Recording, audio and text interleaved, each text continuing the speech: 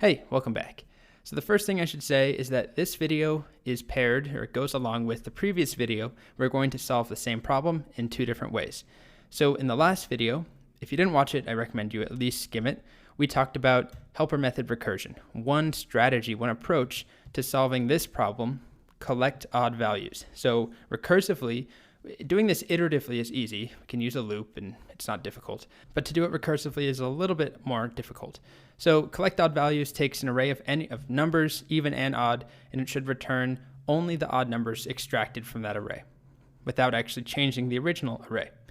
So helper method recursion was one strategy, but that's not the only way. We can do it with what's called pure recursion, meaning the function itself is totally self-contained and it's recursive.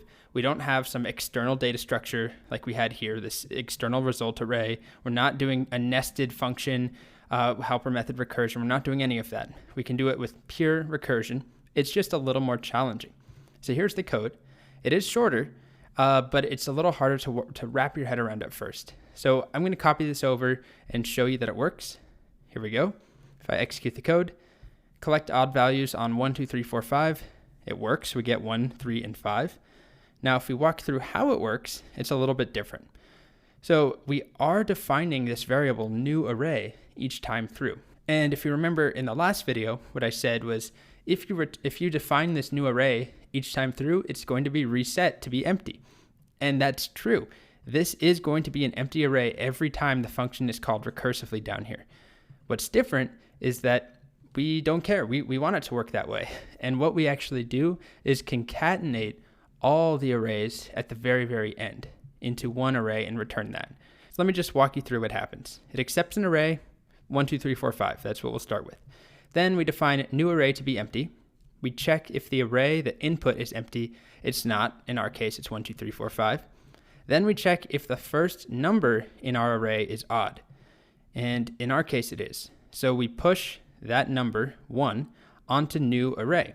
So at this point, our new array looks like this, just 1. Then we assign new array to equal new array, the current value, dot concat the result of collect odd values on the rest of the array. So array.slice1, if we take this array, for example, 2, 3, 4, 5, dot slice 1, it gives me everything from the first element onward. So ignoring the 0 element, or the index of 0 element, we get 3, 4, 5. So array.slice1 is going to take this array like that, collect odd values of 2, 3, 4, 5. So of course we're waiting, here's the recursive part, we're waiting for this to come back and return a value. And that's going to take a moment. So when we call that, we diagram this out, collect odd values 2, 3, 4, 5. We make a new empty array, new array. Array.length is not 0. It still has values in it, 4 of them. So we skip this. The first number is not odd. It's 2. So we skip it. We don't add it in. Then we get to this line. New array equals new array.concat, collect odd values, array.slice1. So new array this time is actually empty. This is what new array is. New array.concat, the same thing, collect odd values of the array 3, 4, 5. Sorry if you can hear that car honking outside. It's a bit ridiculous. 3, 4, 5, this array, slice 1. So speeding through the rest of this, when we call it next time, we're waiting on this collect odd values 3, 4, 5. Well, what does that return? Well, it's going to concatenate on a non-empty array this time. New array contains 3 because it's the first value is odd. And so then we call dot concat on collect odd values on 4, 5. And then this repeats. I'm just going to copy this down. So this time it's an empty array because the first value is even.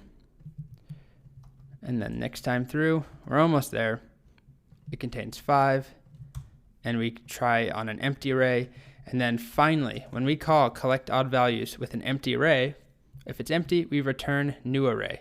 Well, new array is just empty. So this finally returns this value. So we get an empty array. So then what happens? Well, this was waiting to concatenate this with whatever this returned. And this happened to return an empty array. Okay, so when we concatenate 5 with an empty array, it's just 5. Then we return new array at the end. So we return this, so we can replace this right here with that. So now we can, once again, we concatenate an empty array with this array. And that's going to give us this array. And we return it. So then here, collect odd values returned this. And we concatenate it with this, the array containing 3. So we end up with this array. So then we take this, and that's returned. And we fill it in there, and we concatenate it with an empty array, which just leaves us the same thing. We return that here,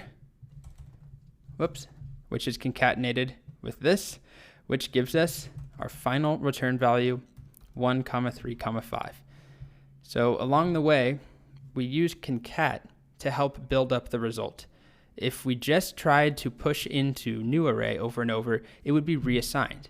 Instead, new array is just going to allow us to either concatenate nothing, as you saw if I rebuild this. Oh, it won't let me go back.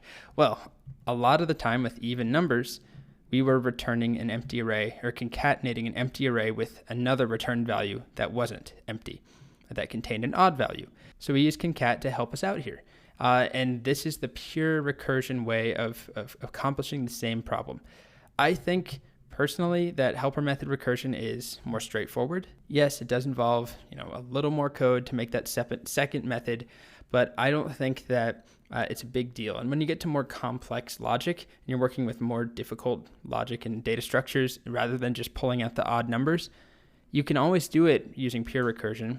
You can make that work, but often I prefer to go with helper recursion. But in this case, I kind of like this solution. It's kind of cute doing all this concat over and over and over.